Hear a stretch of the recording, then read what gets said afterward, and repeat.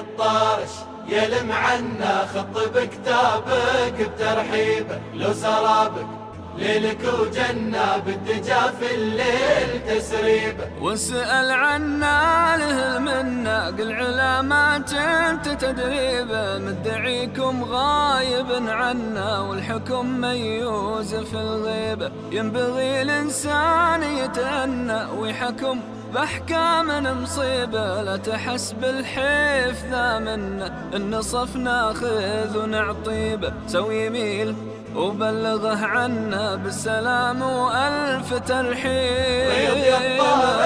السلام عليكم ورحمة الله وبركاته. الحمد لله الذي بيده تتم الصالحات وأصلي وأسلم على الحبيب المصطفى صلى الله عليه وسلم وعلى آله وأصحابه وبعد. All praises belong to the Almighty Allah. May His peace and blessings be upon the Prophet of Islam, Muhammad sallallahu alaihi wasallam, his household followers, and all those who follow the path of Allah to the day of judgment. Welcome to our second episode on the ideal husband. Allahu Akbar. The ideal husband is a very wonderful person. Tomorrow he gets married. Muhammad gets married to Fatima. A day of joy. But they are going to start a new relationship which is going to have the role of the man being very crucial. When the woman arrives in Muhammad's room, he should not be in haste. Because I know in the morning when they were tying the knot, they were just counting the minutes and the hours for that evening that Muhammad was going to have his wife for the first time in his room come to pass.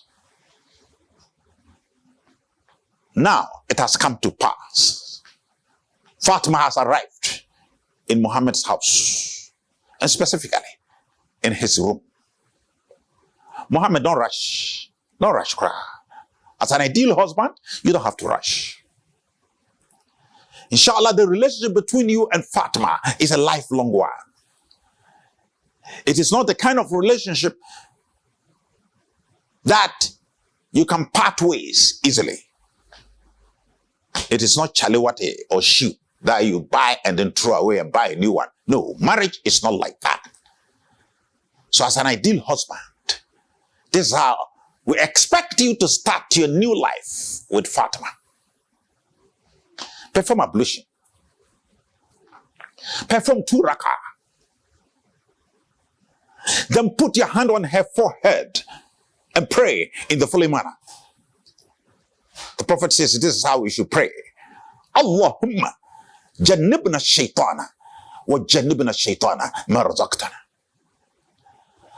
That Allah keep us away from shaitan and protect our progeny, offspring, from the touch of shaitan. After that, give her water to drink, half cup. If you get Zamzam, much preferable. Then when she's going to drink the water or the Zamzam, help her drink it. Put your hand at her back, the back of her head, and help her to sip in the water. That is a way of the ideal husband welcoming the wife into her new home.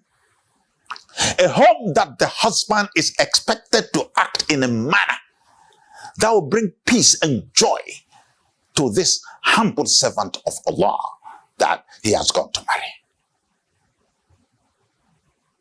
There are so many characteristics of the ideal husband. But the first characteristic of the ideal husband is deep faith in Allah subhanahu wa ta'ala. He doesn't get scared and by any circumstance. He's a man who relies on Allah. And he tells the whole world that وَمَنْ يَتَوَكَّلَ عَلَى اللَّهِ فَهُوَ حَسْبُهُ. That anyone who relies on Allah, Allah is sufficient for him. That is his slogan. Another slogan that he has, he will quote for you. Because he's a man of piety. He's a man who has so much fear of Allah in him. And of course, he might have had the orientation from directives of the Prophet. One of them is in a narration recorded by Imam An-Nasa'i, to the effect that the Prophet said, there is a verse in the Quran. If Muslims were to read it, understand it, and live by it, they will succeed in this world and in the hereafter. And this ideal husband will read, وَمَنْ يَتَّقِ اللَّهَ يَجْعَلْ لَهُ مَخْرَجًا. That anyone who fears Allah, Allah will provide openings for him. So the ideal wife, ideal husband, is a man of piety. It's a man of iman. It's a man who under all circumstances remembers Allah subhanahu wa ta'ala. The ideal husband, number two, always thinks that the wife is a trust. When Muhammad went to ask Fatima's hand for marriage, he was a total stranger coming from a different background altogether.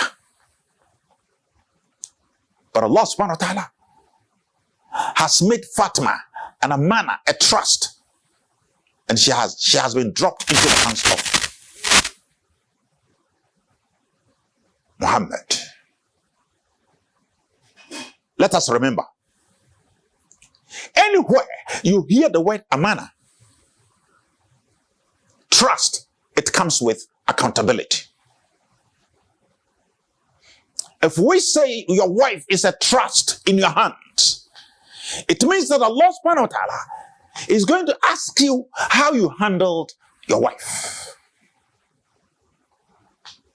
So the ideal husband, like Brother Muhammad, will have at the back of his mind all the time that the wife is an amana, and that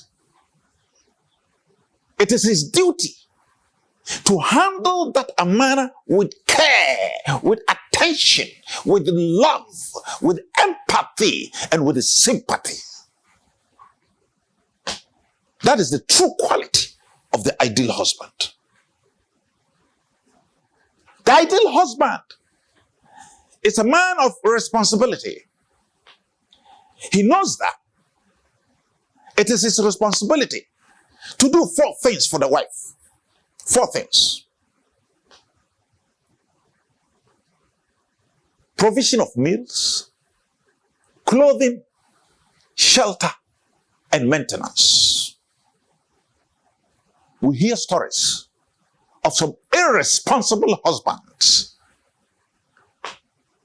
who think that if the wife is in some business or earning some income, he has to share the household responsibilities with that woman. Let me state without emphasis. Hear the words of Allah. Allah says, وَعَلَى الْمَوْلُودِ لَهُ وَعَلَى الْمَوْلُودِ لَهُ رِزْقُهُنَّ وَكِسْوَتُهُنَّ. Allah says, it is the responsibility of the man that the woman has given birth to for him. That is, the woman has given birth to a child. For that man, it is his responsibility to do what? رِزْقُهُنَّ وَكِسْوَتُهُنَّ. What the woman will eat and her cover. And another verse in the Quran also talks about shelter. and then maintenance is implied. My beloved brothers in Islam, Muslim women in Ghana are really suffering. Some of the husbands are so wayward. They don't care. They just don't care. Allahu Akbar. They don't even know that this negligence will land them somewhere that they will regret and regret and regret. And there wouldn't be any room for you to come back here and do amends. The ideal husband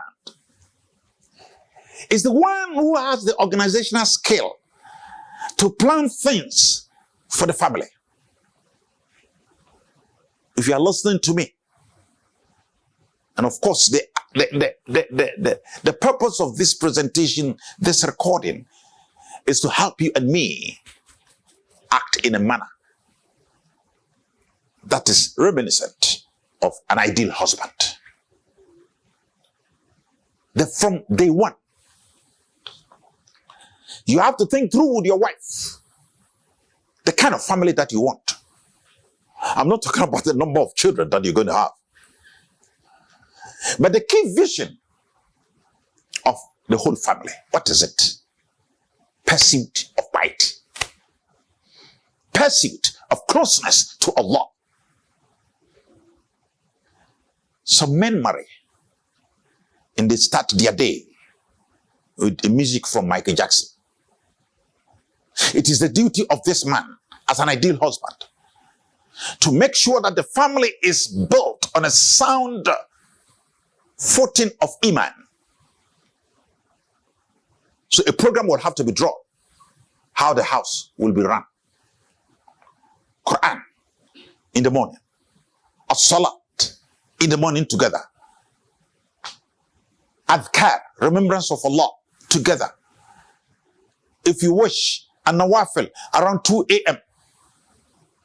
The man, you're leading this path and these practices in an attempt to build your repertoire of spirituality, your repertoire of seeking closeness to Allah.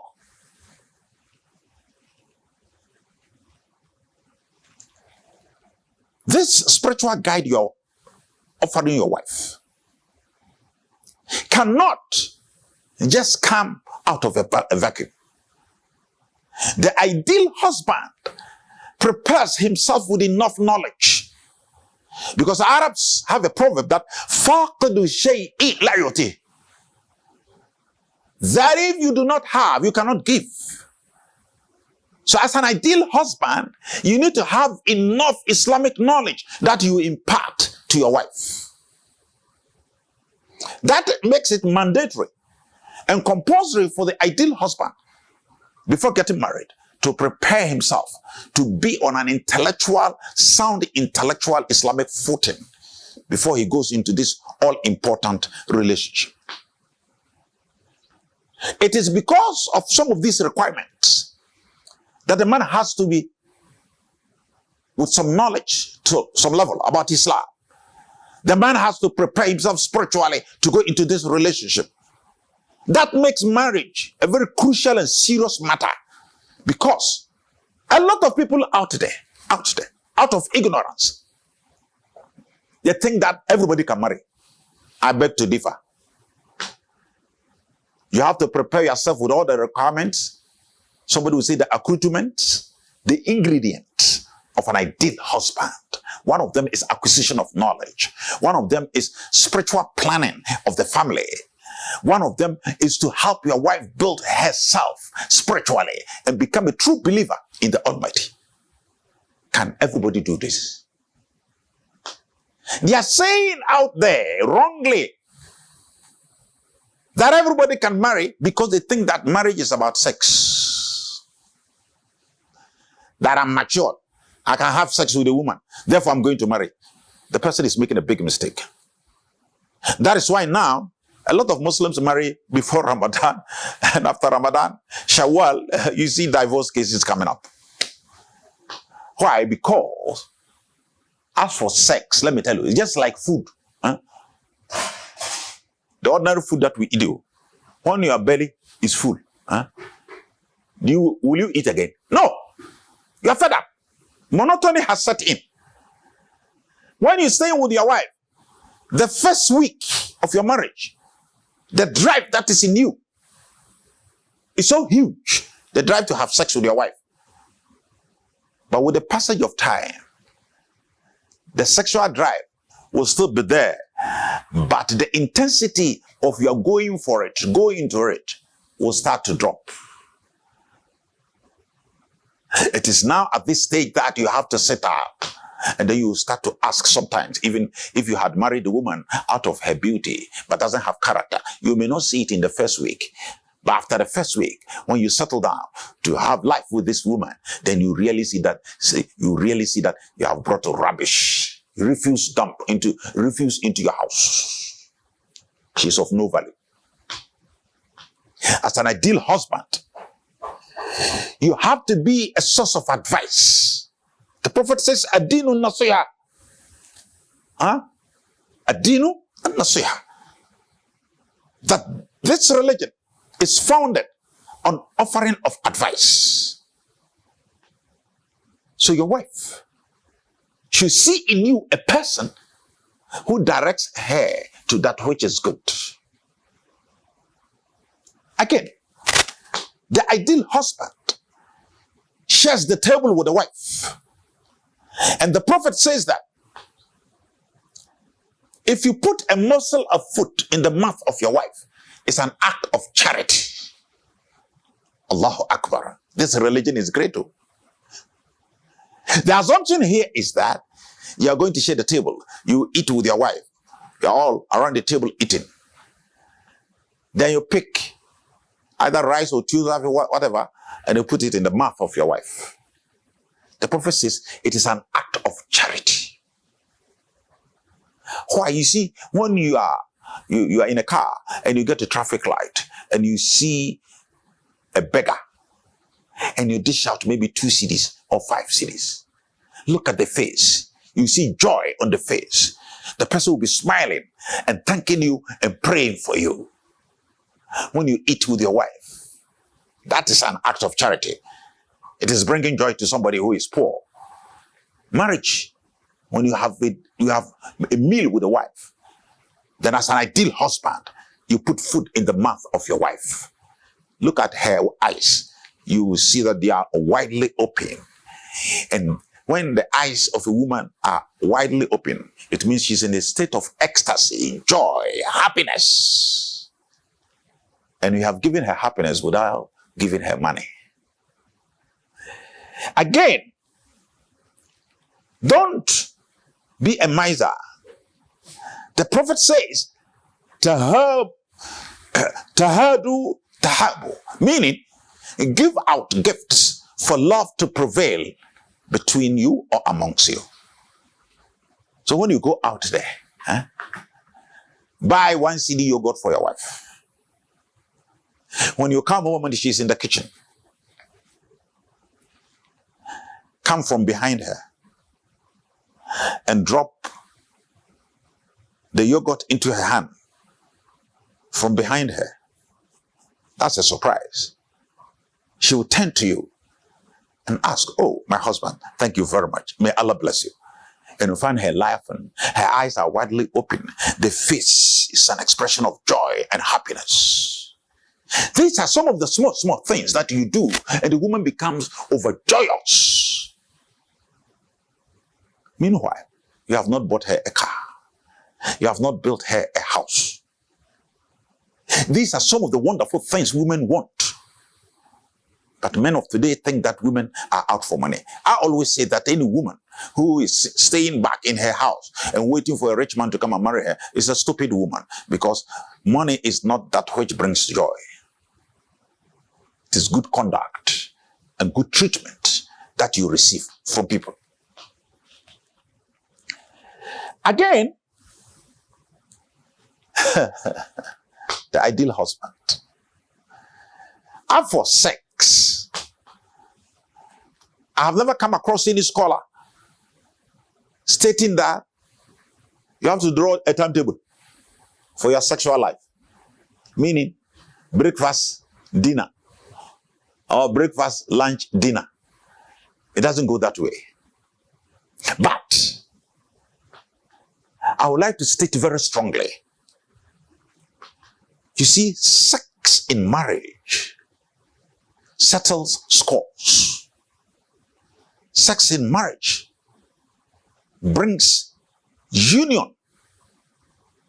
Sex in marriage calms, makes the woman and the man very relaxed. That is why the Quran says, وَأَشِرُهُنَّ بِالْمَعْرُوفِ, that treat them with kindness.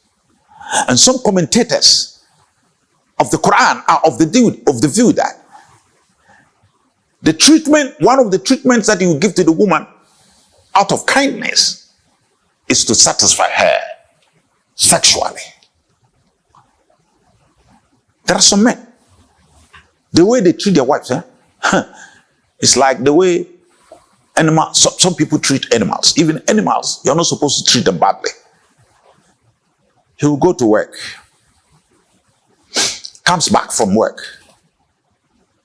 Maybe the wife is not working because the man is well enough, resourceful enough to take care of the woman. So he says that stay at home, take care of the kids, do this, the job. Because honestly, running an Islamic home is a complete institution. It is only when you decide to bring in the house helps and all that and the troubles they bring in terms of character and attitude, spoiling our children in the process. But if the man is resourceful and says that, madam, stay at home, take care of the kids, fantastic. But the man comes from work. Instead of giving the wife some joy, he enters the house, he washes down, he takes his meals, he prays, and straight to bed. He does not even share any conversation with this woman. When the woman is in need of the husband, the man would say, Wallahi naje aiji, wallahi na rasa Allah na gaji. Don't say na gaji. And I'm not saying you are a caterpillar. Huh? You told your wife that you were tired last night. Fine. But sleep after Fajr. Satisfy her. Huh? Islambuli in his book Tuhfatul Aruz says that the Sahaba used to practice that. Because honestly, after Fajr, you have slept enough. You have prayed. Then you can do your sexual act. Some scholars are even of the opinion that's the best time to have sex. After the body has had enough rest. But don't use the excuse, I'm tired. If you're tired in the evening, in the morning you are not tired. After Fajr, you can do whatever you want to do before you go to work. Even research today is showing that people who are married, when they have sex before coming to work, their output is higher than when they didn't have sex. Ali Hambal is laughing and he's surprised. So you have to satisfy the woman sexually. And then again, human beings are fallible human beings. We make mistakes. When you make a mistake and your wife says that you have done this to me and I'm not happy, please be humble enough to tell her, sweetheart, I am sorry. This language or statement, I am sorry, is a huge statement in human dealings. I am sorry can stop the breakout of war between two countries. I am sorry can mend up bad relationships. So when you offend your wife and she brings that offense to your notice, simply say, I am sorry. Another thing that an ideal husband will have to do very strongly is that he should be a source of humor. These days I don't have time, therefore I hardly do it. In the past, and you know what? On Sundays, I said, you have to be a source of humor. Your family should see you like somebody who say opium, you crack jokes, they laugh, and so on and so forth. In the past, Sundays, I was always in the house. These days, some of the Sundays will keep me out of the house. I'll tell the whole family, today I am going to pound fufu. And the small children, they want to see how their father will pound fufu. All of them will come and surround me. Even though I can't pound the whole lot, I'll pound for about 5 minutes and stop. But that 5 minutes, my wife, my children, everybody is excited. That is how we handle a family. You make them very happy. The ideal husband is the one who, when he travels, his children cries. There are some fathers, when they travel, their children start to jubilate because he's a tyrant in the house. The ideal husband should be the friend of the wife, the woman. I'll talk about that of the woman. Please.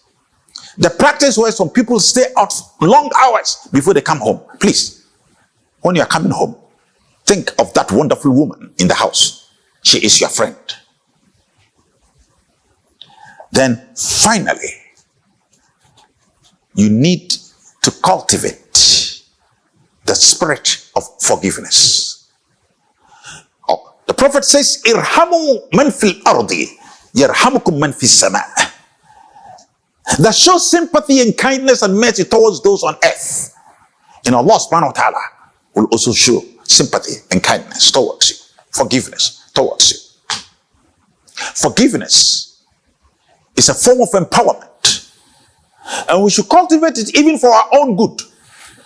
Because if somebody does something wrong to you and you do not forgive, and it is still in your heart, you are torturing yourself. So there is freedom in forgiveness. There is empowerment in forgiveness. Look at how Allah subhanahu wa ta'ala describes the believers in the Quran. He says, وَالْعَافِينَ عَنِ النَّاسِ. Allah says that they are the kind of people who normally forgive of people's mistakes, people's sins, and pardon them. Your wife should be number one to receive this kind of kindness, forgiveness from your wonderful self. You're doing this because you are an ideal husband. You're a husband that brings joy to his wife. You are a husband that holds the hands of the wife and lifts her up. You are the one who gives protection to her. You are the one who holds her hand and say, by his grace and power, I love you so much. This will be an expression that the woman will take to her grave.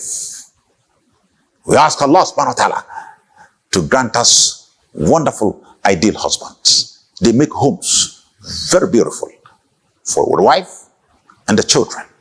Assalamu alaikum wa rahmatullahi wa barakatuh.